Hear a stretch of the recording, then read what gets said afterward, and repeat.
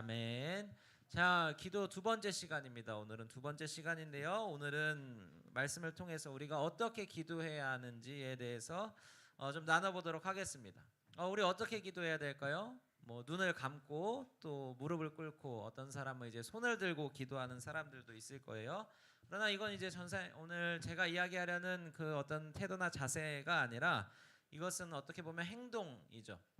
여러분의 행동을 결정하는 건 여러분의 태도와 자세에서 영향을 받게 됩니다. 어떤 사람에 대한 생각, 또 어떤 사람에 대한 지식에 대한 반응이 바로 우리의 자세와 태도라고 할 수 있는 거죠. 자, 예를 한번 들어보도록 할까요? 여러분들이 유명한 사람을 이제 만났다고 한번 가정을 해볼게요. 저는 이제 축구 선수 메시를 만난다고 좀 이제 가정을 해봤어요. 여러분은 메시를 만난다면 어떻게 생각할까요? 하율이한테 한번 물어볼게요. 하율이가 메시를 이제 만난다면 어떨까요? 영광스럽겠죠. 진짜 영광에 찬 표정으로 얘기해줬는데 그렇죠. 영광스러울 거예요. 그런데 이제 야구를 좋아하는 사람이 혹은 이제 메시에 대해서 아무런 지식을 갖지 못한 사람이 메시를 만나면 어떻게 반응할까요? 아마 별 기대와 아까 하율이와 같은 표정은 아마 나올 수 없었을 거예요. 자, 그렇죠. 우리가 어떤 사람에 대해 아는 만큼 이제 그 사람을 대하는 태도가 이제 달라지게 됩니다. 제가 어떤 클립을 보게 되었는데요. 이제 고령의 할머니가 이제 할머니의 집에 이제 김종민 씨하고 이제 유재석 씨가 찾아갔던 그런 프로그램이었어요. 우리가 생각했을 때 인지도나 어떤 사람들한테 알려진 어떤 대중적인 이런 지표는 유재석 씨가 훨씬 더 높을 텐데 그 할머니는 이제 TV나 유튜브 이런 걸 잘 보지 못하신 것 같아요. 그래서 유재석은 막 쳐다도 안 보고 사진을 찍어달라고 해도 막 유재석은 사진도 안 찍어주고 이제 김종민만 계속 이렇게 막 끼고 이렇게 앉고 계속 이렇게 친한 척을 하는 거죠. 김종민한테는 이제 사진도 찍어주는데 유재석은 막 쳐다도 보지도 않고 이랬던 거예요. 자, 이게 왜 그럴까요? 할머니가 김종민은 알지만 유재석은 모르기 때문에 그렇습니다. 자, 이것처럼 우리가 하나님과의 관계도 그렇습니다. 우리가 하나님을 아는 만큼, 여러분이 하나님을 신뢰하고 여러분이 하나님이 어떤 분인지에 대해서 아는 만큼 여러분이 하나님께 어떤 태도와 자세로 나아가는지 결정하게 될 거예요. 지난주에 우리가 기도에 대해서 이제 3가지를 배웠습니다. 기도의 첫 번째 뭐였죠? 기억나는 친구 있을까요? 자, 첫 번째 뭐였을까요? 그렇죠. 하나님과 이야기하는 것이었습니다. 그리고 두 번째는 하나님께 여러분의 속마음을 털어놓는 것. 그리고 세 번째 하나님을 의지하는 것이었습니다. 자, 여러분 기억력을 보니까 제가 이번 주에 똑같은 설교를 해도 아마 다음 주에 또 물어볼 수 있을 것 같아요. 자, 한번 다시 처음부터 해볼까요? 첫 번째 하나님과 그렇죠. 이야기하는 것. 그리고 두 번째 여러분의 속마음을 털어놓는 것. 그리고 세 번째가 이제 하나님을 의지하는 것이었습니다. 자, 기도는 관계입니다. 그렇기 때문에 우리가 어떤 의무감에 젖어서 하는 행동들이 아니라 우리가 대화하고 그 사람과 가까워지기 위해 노력하는 것처럼 우리가 하나님과 소통하는 것이 기도예요. 자, 여러분은 그러면 이런 질문을 드리고 싶어요. 여러분은 어떤 자세와 태도로 지금 기도하고 있나요? 하나님께 어떻게 나아가면서 기도하고 있어요? 혹시 이 자리 가운데 이제 식사를 하기 전에 하는 기도도 벅찬 친구들이 있을지도 모르겠어요. 아니면 기도를 저는 진짜 오래 이렇게 한 것 같은데 시간이 3분도 안 지나 있고 혹은 5분도 안 지나 있고 이런 어떤 지루함을 느끼고 있는 친구들도 있을 것 같아요. 오늘 말씀 이제 빌립보서 4장은 기도에 대해서 우리에게 아주 중요한 메시지를 던지고 있습니다. 우리는 어떻게 기도해야 하는지 이 말씀을 통해서 같이 알아볼 텐데 그 전에 바울이 이 빌립보서를 어디서 썼는지 제가 퀴즈를 하나 내도록 하겠습니다. 빌립보서를 기록한 장소가 있어요. 바울이. 자, 이걸 어디서 썼을까요? 그렇죠. 감옥에서 썼습니다. 감옥에서 썼는데 그 감옥에서 얼마나 힘들었을까요? 여기 혹시 감옥 갔다 오신 분이 있나요? 없죠. 자, 그렇죠. 감옥 갔다 온 거는 우리가 경험할 수도 없을 만큼 굉장히 힘든 상황이었을 거예요. 6절 말씀에 우리 한번 오늘 읽었던 말씀 6절을 한번 같이 읽어보도록 하겠습니다. 오늘 말씀을 통해서 이제 하나님을 향해서 우리가 어떻게 기도해야 되는지 이야기하는데 6절 말씀 우리 한번 더 읽어보면서 그 안에서 좀 메시지를 찾아보도록 할게요. 한 목소리로 읽겠습니다. 시작. 아무것도 염려하지 말고 다만 모든 일에 기도와 간구로 너희 구할 것을 감사함으로 하나님께 아뢰라. 자, 첫 번째 우리 어떻게 기도해야 되는지 말합니다. 염려하지 말고 기도하라고 우리에게 말합니다. 첫 번째 메시지예요. 자, 염려하지 말고 기도하는 우리 중등부가 되기를 간절히 소망합니다. 여러분 우리 한번 같이 따라해 볼까요? 염려하지 말고 기도하세요. 자, 우리가 아무 걱정 없는 삶을 상상하는 건 굉장히 어렵습니다. 바울도 삶이 어렵다는 사실을 부인하지 않아요. 힘들다, 힘들지 않다라고 얘기하는 건 아주 거짓말이죠. 자, 그렇게 이야기하지 않습니다. 그러나 우리가 가진 그런 어려움과 걱정과 근심을 모두 하나님 앞에 가져갈 수 있다라고 바울은 지금 이야기하고 있어요. 자, 여기 감옥에 갔다 오신 분이 한 분도 없다고 이렇게 이야기를 했는데, 자, 감옥에서 기도하고 있습니다. 바울은 감옥에서도 기뻐하라고 이야기하고 있고 하나님과의 기도를 끊지 말라고 이야기하죠. 바울이 있는 상황과 환경과 조건은 달라지지 않았습니다. 그러나 바울은 그 가운데서도 염려하지 말고 하나님께 기도하라고 말합니다. 여러분에게 질문을 드리겠습니다. 오늘 우리 가운데 여러분의 마음 가운데 혹시 이렇게 근심하고 또 염려하게 하는 것이 무엇이 있나요? 여러분을 두렵게 만드는 일들이 오늘 이 자리 가운데 있나요? 여러분 그 모든 염려와 근심을 하나님께 맡길 수 있게 되기를 간절히 소망합니다. 여러분 우리가 기도하기에 이건 너무 가볍고 이건 너무 나한테 중요하지 않은 일이에요 라고 할 수 있는 건 아무것도 없습니다. 하나님은 우리의 가장 작은 부분도 우리가 생각했을 때 중요하지 않은 것도 하나님께서는 너무나 중요하게 생각하시고 기억하고 계십니다. 여러분 우리가 생각했을 때 까다로운 일부터 그리고 우리가 눈 감고 할 수 있는 일, 그 모든 일들을 다 하나님께 맡기는 우리 중등부가 되었으면 좋겠어요. 여러분 우리의 걱정과 염려를 쫓아내는 가장 좋은 길은 그 걱정과 염려를 모두 하나님 앞에 가져가는 것입니다. 그때 하나님께서 우리의 염려와 걱정과 근심을 평강으로 바꾸어 주신다고 말씀하세요. 여러분 제가 말씀을 준비하다가 이런 글을 보게 되었습니다. 심리학자 어니 젤린스키라는 사람이 걱정에 대해서 이렇게 정의한 건데요. 한번 같이 들었으면 좋겠어요. 걱정의 40%는 절대로 현실에서 일어나지 않는 일이다. 그리고 걱정의 30%는 이미 일어난 일에 대한 것이다. 그리고 걱정의 22%는 사소한 고민이다. 그리고 걱정의 4%는 우리 힘으로 해결할 수 없는 일들이다. 그리고 나머지 걱정의 4%는 우리가 바꿀 수 있는 일에 대한 것이다. 자, 여러분 그러면 우리가 실제적으로 우리가 고민해서 바꿀 수 있는 그 퍼센트는 몇 퍼센트예요? 그렇죠, 4%죠. 시험을 망치면 어떡하지? 내 친구가 날 이상하게 생각하지는 않을까? 내가 이걸 인스타에다가 올리면 다른 사람들이 어떻게 생각할까? 여러분 이런 고민들 저는 이렇게 이런 고민도 해봤어요. 이렇게 6시에 이제 사역자들은 이제 정해진 시간이 있습니다. 그런데 이거보다 좀 일찍 가면 다른 사람이 나를 어떻게 생각할까? 약간 이런 고민도 우리가 이제 직장에 다니시는 선생님들 이렇게 공감하실 수도 있을 것 같은데, 여러분 오늘 우리를 이렇게 잠 못 이루게 하고 또 우리를 집중할 수 없게 하는 그런 염려와 걱정들 모두 주님께 맡길 수 있기를 간절히 바랍니다.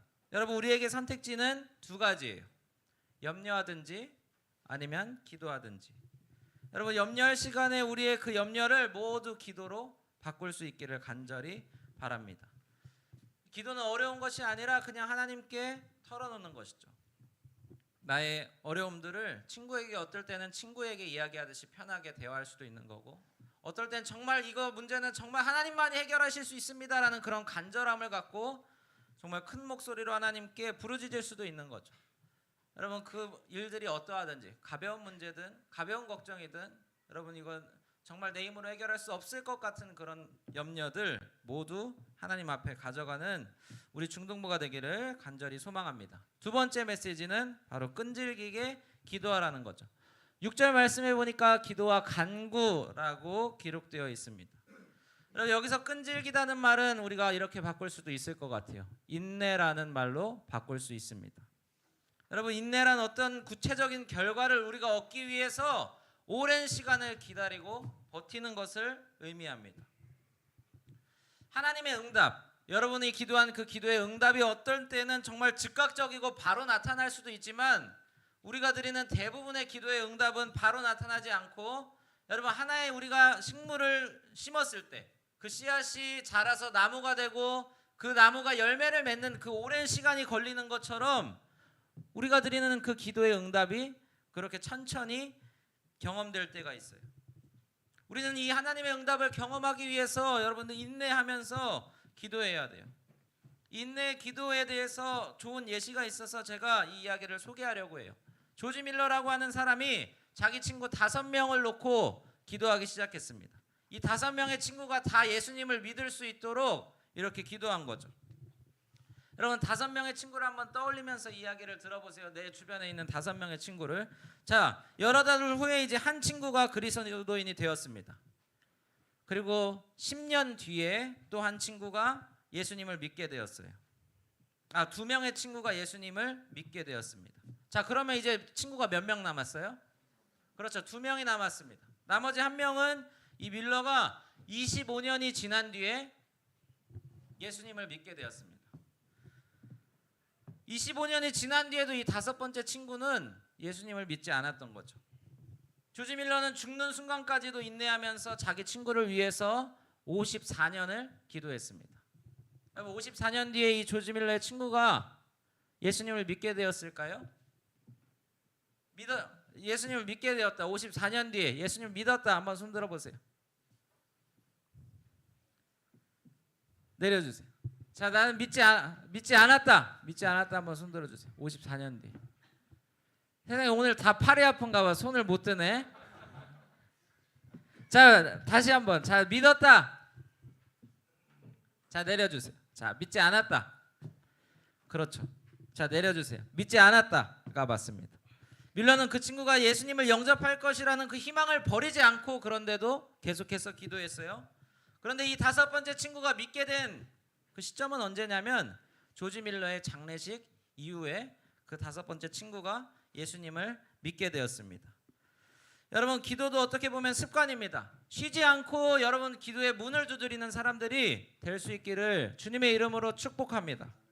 예수님의 제자들은 기도하다 잠이 들었어요. 예수님이 너희들 깨어서 기도해야지라고 했는데도 여러분 기도하면서 잠이 들고 또 어쩌면 기도하다가 우리가 딴 생각이 들 수도 있어요.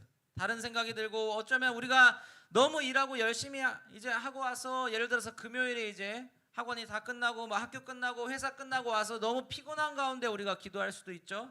여러분 그때도 우리가 지쳐서 마음이 막 분산되고 하나님께 집중하기 어려울 때가 있다는 거죠. 여러분 그런데도 하나님께서 그 기도를 기도라고 여기지 않으실까요? 여러분이 그 상황 가운데서도 하나님을 붙잡고 그렇게 끈질기게 기도하는 모습을 통해서 하나님께서 그 기도를 들으시고 응답하신다는 거죠. 여러분 이제 3번째 메시지로 들어가겠어요. 3번째, 우리는 어떤 태도로 기도해야 할까요? 3번째는 감사함으로 기도하는 것입니다. 6절 말씀에 이렇게 이야기합니다. 너희 구할 것을 감사함으로 하나님께 아뢰라. 여러분 우리의 기도는 감사로 시작하고 감사로 끝나야 합니다. 감사함으로 우리의 구할 것을 하나님께 아뢰는 믿음이 오늘 우리 가운데 있기를 간절히 소망합니다. 자, 여러분 우리가 이렇게 생각할 수 있어요.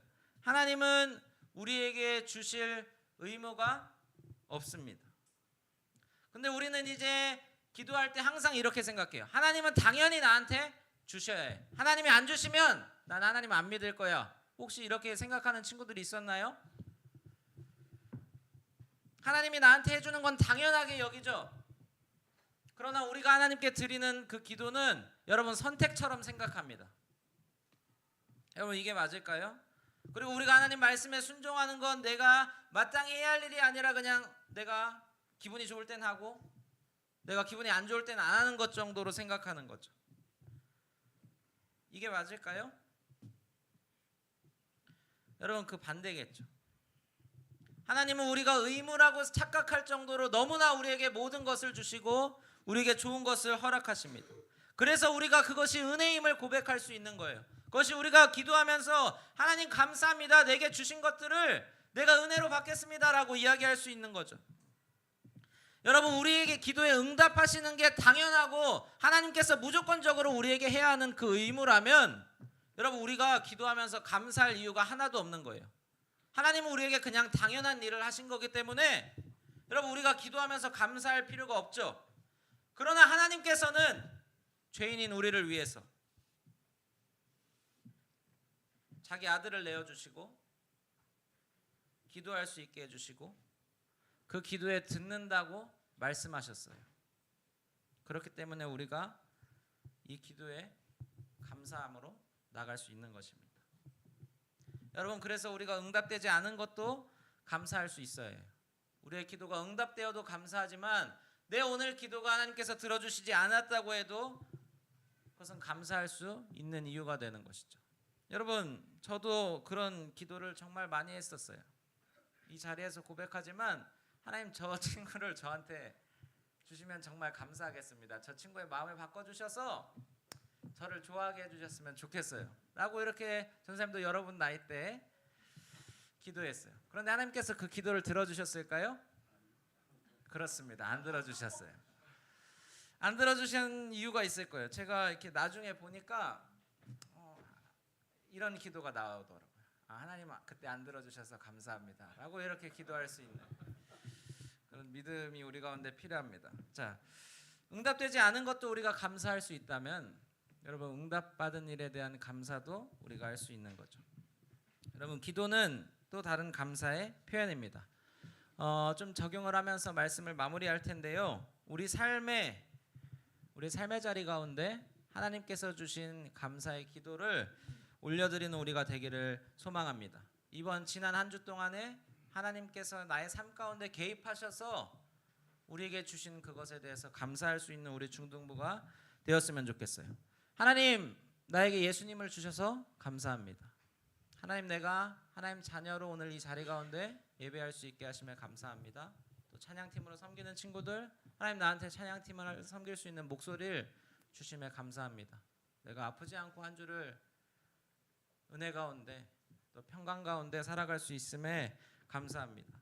라는 이런 기도의 제목들을 여러분 주님께 올려드리는 우리 중등부가 되기를 간절히 소망합니다. 하나님의 응답은 적절한 때에 또 우리가 바라던 때보다 늦긴 하지만 하나님은 언제나 놀라운 방식으로 하나님께서 주실 은혜들을 예비하고 계십니다.